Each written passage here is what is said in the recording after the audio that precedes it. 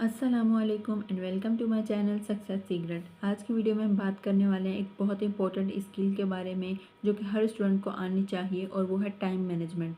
बहुत सारे स्टूडेंट्स होते हैं जो कह रहे होते हैं कि अभी हम पेपर के जो लास्ट मिनट्स होते हैं उसमें हमसे बच्चों से पेपर ले लिया जा रहा होता है और हम इतने पैनिक होते हैं, हमारे कुछ क्वेश्चन रह रहे होते हैं, हम बहुत फास्ट उन क्वेश्चन को लिख रहे होते हैं, हमें ये डर होता है, हम बहुत ज़्यादा पैनिक हो गए होते हैं, बहुत ज़्यादा स्ट्रेस हो रहा होता है कि अब हमसे पेपर ले लिया जाएगा, हमारा ये क्वेश्चन रह जाएगा, हमारी ये ब्लैंक्स रह जाएंगे, हमारा ये रह जाएगा, हमारा कुछ रह जाएगा। उनका लॉन्ग क्वेश्चन आधा रह जाता है, किसी का शॉर्ट क्वेश्चन रह जाता है। उन बच्चे बहुत ज़्यादा पैनिक और स्ट्रेसफुल होकर जल्दी जल्दी लिख रहे होते हैं। जिन टाइम पे उनको रिवीजन करना था उस टाइम पे वो लिख रहे हैं, उनसे टाइम मैनेजमेंट हो नहीं पा रही होती, और बाज़ बच्चों से पेपर ले लिया जाता है और उनको कुछ ना कुछ क्वेश्चन या कुछ भी उनका पेपर में कुछ ना कुछ रह जाता है, जिनकी वजह से उनकी मार्क्स की कटिंग हो रही होती है।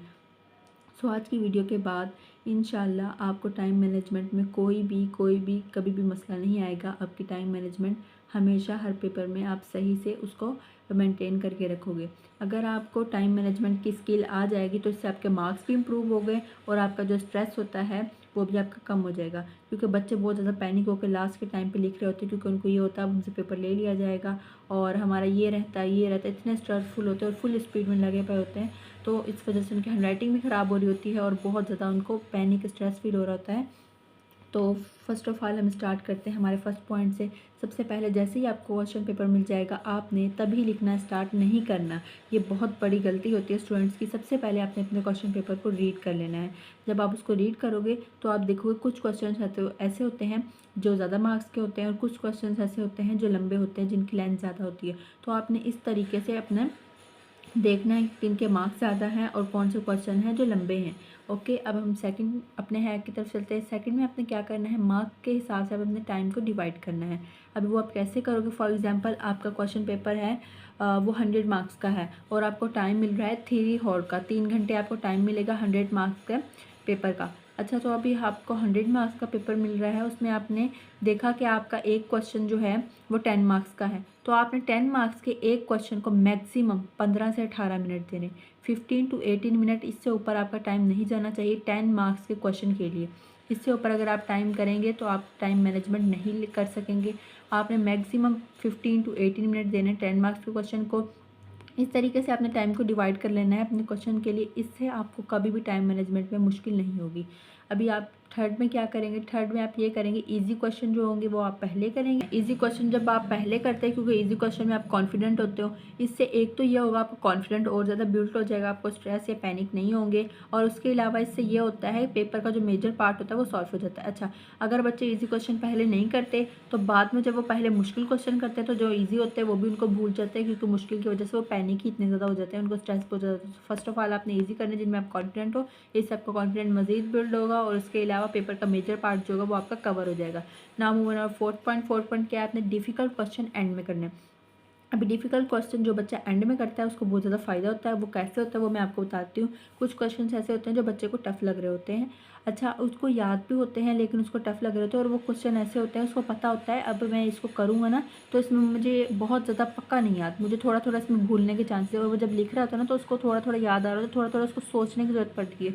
तो वो क्वेश्चन जिसमें आपको थोड़ा थोड़ा सोचने की ज़रूरत पड़ रही है, सोच के आपको याद आ जाता है, लेकिन आपको पता होता है थोड़ा मुश्किल है, मुझे थोड़ा सा सोच के याद आएगा, यानी इसमें थोड़ा सा आपको टाइम ज़्यादा लगेगा, तो उसको आपने एंड में करना है। ये नहीं करना आपने डिफ़िकल्ट को पहले लेके बैठ जाना। अगर आप डिफ़िकल्ट क्वेश्चन को पहले करेंगे, एक तो आपको सोचने में टाइम लग रहा होगा और एक तो आपको एक पैनिक हो रहे होंगे, आप बहुत ज़्यादा स्ट्रेस आपको ये हो रहा होगा कि यही क्वेश्चन मुझसे नहीं हो रहा, यही नहीं मुझे आ रहा, तो मुझे बाकी पेपर क्या आएगा। तो इससे जो क्वेश्चन आपको बहुत अच्छे याद होते हैं, बहुत फास्ट याद होते हैं, बहुत आपको पक्के याद होते हैं, वो भी आपको भूल रहे होते हैं, क्योंकि आप इतना स्ट्रेस ले लेते हो, इतने पैनिक हो जाते हैं। एक क्वेश्चन के पीछे जो मुश्किल था, आपको नहीं आ रहा था, आपने वो पहले स्टार्ट कर लिया, तो उसकी वजह से आपके बाकी सारे क्वेश्चन भी ख़राब हो जाएंगे। तो फर्स्ट ऑफ ऑल आपने ईजी करना है, ये बहुत इंपॉर्टेंट पॉइंट है। उसके बाद आपने डिफ़िकल्ट पे आना, जिसमें आपको थोड़ा सा सोचने की ज़रूरत पड़ रही है या थोड़ा सा टाइम लगाने की, जो आपको मुश्किल लगता है, तो वो उनको आप क्या करेंगे, एंड में करेंगे। 5 पॉइंट हमारी ये है कि लास्ट के 10 से 15 मिनट, 10 to 15 मिनट्स जो होते हैं हमारे लास्ट के, वो रिव्यू टाइम होता है। अच्छा, जो बच्चे जिनको टाइम मैनेजमेंट नहीं आती वो बेचारे बहुत ज़्यादा पैनिक होते हैं लास्ट के 15 मिनट या लास्ट के 20 मिनट या लास्ट के 10 मिनट्स में। वो बच्चे इतने पैनिक और इतने स्ट्रेसफुल होते हैं, मुझे बहुत सारे बच्चे बता रहे होते हैं अपना, और मैंने देखे भी वो बच्चे इतने पैनिक हो रहे होते हैं, वो बहुत ज़्यादा फास्ट स्पीड में लिख रहे होते हैं, मिन्नतें कर रहे होते हैं, रो रहे होते हैं, बेटा आपका उधर कोई भी सगा नहीं है, कोई भी किसी बच्चे को पेपर वापस नहीं देते, बस उनसे ले लेते हैं। तो आपने खुद टाइम मैनेजमेंट सीखनी है। आपने ये नहीं कि लास्ट के 10 से 15 मिनट्स में आपने पैनिक होकर फुल स्ट्रेसफुल होकर तेज़ तेज़ लिखना है, और उस टाइम पे बच्चों को जो याद होता है वो भी भूल रहा होता है। इतनी टेंशन वो ले लेते हैं जिसकी वजह से उनसे पेपर होता ही नहीं, उनका पेपर बाज़-ओ-बात रह जाता है, और ये बहुत ज़्यादा उनके फिर मार्क्स का मसला हो जाता है, क्योंकि उनके 1-2 क्वेश्चंस रह जाते हैं, या शॉर्ट क्वेश्चन रह जाता है, लॉन्ग क्वेश्चन हाफ रह जाता है, कुछ भी बच्चों का रह जाता है। तो लास्ट के 10 से 15 मिनट्स क्या होती है, रिव्यू टाइम होता है। इसमें आपने देखना होता है कि आपने क्वेश्चन सारे लिखे हैं, आपने अपने आंसर कॉपी को, अपने पेपर को रीड करना होता है, आपने स्पेलिंग मिस्टेक्स देखनी होती है, कोई स्पेलिंग मिस्टेक्स है तो मैं उसको सही कर लूँ, कोई क्वेश्चन मिस्ड है तो मैं इसको कर लूँ, नंबरिंग मैंने क्वेश्चन की सही दी होती है। ये आपका रिवीजन टाइम होता है, ये रिव्यू टाइम होता है कि आपने अपने पेपर को रिव्यू करना है, क्योंकि आपने सारा पेपर कर लिया होता है। जिसको टाइम मैनेजमेंट आती है वो करके बैठा होता है, उसने सिर्फ रिवाइज़ करना होता है इस टाइम में। लेकिन जिनको नहीं आती वो बेचारे बहुत ज़्यादा स्ट्रेसफुल होकर और बहुत ज़्यादा मुश्किल में होते हैं, वो टाइम बहुत मुश्किल होता है। अगर जिन बच्चों को नहीं आता वो समझ सकते हैं कि मैं किस टाइम की बात कर रही हूँ। लास्ट के वो जो टाइम होता है वो बच्चे के लिए इतना मुश्किल होता है, क्योंकि उसका पेपर रहता होता है और उसको इतना ज़्यादा पैनिक हो रहा था, स्ट्रेस होता है, उसको पता होता है कि अब टाइम ख़त्म होने वाला है और मुझसे पेपर ले लेंगे। वो बहुत ज़्यादा उस टाइम पैनिक हो रहा था। तो आपने बहुत ज़्यादा जो मैं आपको बता रही हूँ उन पे अमल करना है, और जो आप पहले गलतियाँ की हैं, आपने जो की हैं उनसे आपने सीखना है, और ये जो आज मैं आपको बता रही हूँ इन पर आपने अमल करना है। नाउ मूव नंबर 6 पॉइंट ये है प्रैक्टिस बिफोर एग्ज़ाम। ये बहुत इंपॉर्टेंट है, बहुत बहुत बहुत ज़्यादा इंपॉर्टेंट है। इसको मैंने अपनी हर बार किया है, और मैंने अपने हर एक स्टूडेंट को इसका मैंने मशवरा दिया है, इसलिए मैं आपको भी इसका दे रही हूँ। प्रैक्टिस बिफोर एग्ज़ाम, ये बहुत ज़्यादा इंपॉर्टेंट पॉइंट है, इसको आपने हल्के में नहीं लेना। ये प्रैक्टिस बिफोर एग्ज़ाम क्या है, आपने कोई भी मॉक पेपर ले लेना है, कोई भी आपने पास्ट पेपर ले लेना है जो पहले एग्ज़ाम का था। फॉर एग्ज़ाम्पल आप बोर्ड का एग्ज़ाम दे रहे हैं, तो अगर आप 2025 का दे रहे हैं, अभी आप 2025 में आपने एग्ज़ाम देना है, तो आप क्या करेंगे, उससे पिछला ईयर का मतलब 2024 या कोई भी आपको पिछले साल का बस उसका पास्ट पेपर मिले, मॉक पेपर मिले, आपने उसको सॉल्व करना है। लेकिन ऐसे नहीं करना, टाइमर के साथ करना है। फॉर एग्जाम्पल आपने ये समझना है कि मैं भी पेपर में बैठा हूँ और मैंने पेपर देना है, इस टाइम के अंदर अंदर मैंने इस क्वेश्चन पेपर को सॉल्व करना है। जब आप ऐसे करेंगे, आप घड़ी पे टाइम लगाएंगे और करना स्टार्ट करेंगे, तब आपको पता चलेगा कि आप क्या कर लेते हैं पेपर। अगर आप नहीं कर सकें, अच्छा आपने बीच में उठना नहीं, आपने एक जगह पे बैठ के जैसे आप एग्ज़ाम दे रहे हो तो वैसे ही देने की कोशिश करनी, ताकि आपको सही से पता चले आपने कितने टाइम पे पेपर किया, कितने टाइम नहीं किया। अगर आपसे टाइम मैनेजमेंट नहीं हो रहा तो आप प्रैक्टिस करें, अपनी हैंड राइटिंग स्पीड को फास्ट करें, और उसके अलावा आप टाइम मैनेजमेंट की जो जो मैंने आपको बताई हैं उनके ऊपर अमल करें। तो आपने प्रैक्टिस क्लास भी करनी, बिफोर एग्ज़ाम मॉक पेपर लें, पास्ट पेपर लें, तो आप प्रैक्टिस करेंगे तो आपका सारे मतलब जो भी आपको पता चल जाएगा कि आपकी कितनी स्पीड है और आप क्या मिस्टेक्स कर रहे हो। जब आप खुद इन चीज़ को एनालाइज़ करेंगे तो आपको खुद पता चल जाएगा, इस वजह से मेरा पेपर रह जाता था, अब मैंने प्रैक्टिस करी है, मुझे सब चीज़ समझ आ गई। जब आप प्रैक्टिस करके पेपर देने जाओगे तो आपने प्रैक्टिस की होगी, आपको कुछ मुश्किल नहीं लगेगा, आप उसी स्पीड से लिखोगे जैसे आपने घर पे टाइमर लगा कर करा था, तो आपको बिल्कुल भी मुश्किल नहीं होगी, आपने प्रैक्टिस की होगी। प्रैक्टिस बहुत ज़्यादा मेजर है।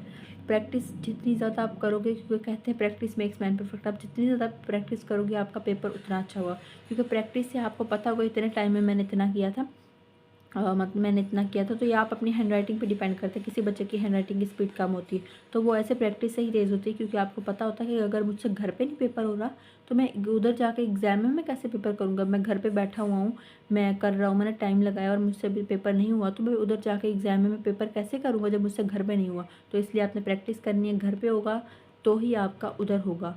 आप घर पे भी ऐसे करें कि आपके पास टाइम ज़्यादा बच रहा हो, इतनी प्रैक्टिस करें कि आपके पास टाइम इतना बचे कि आप पेपर करके आराम से बैठे हुए हों, और आपको खुशी हो कभी मेरा पेपर हो गया और आप रिवीजन कर रहे हो बस आराम से, कोई टेंशन ना हो।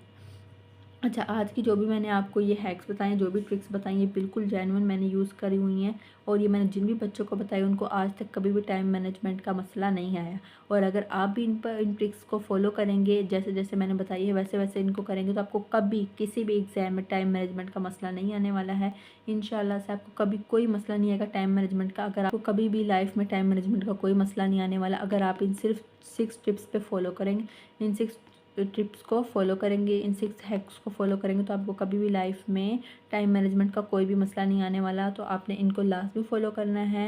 ये जो मैंने आपको बताई हैं इनके ऊपर अमल करें, आपको कभी भी किसी भी एग्ज़ाम में, किसी भी टेस्ट में, किसी भी चीज़ में टाइम मैनेजमेंट का मसला नहीं आएगा।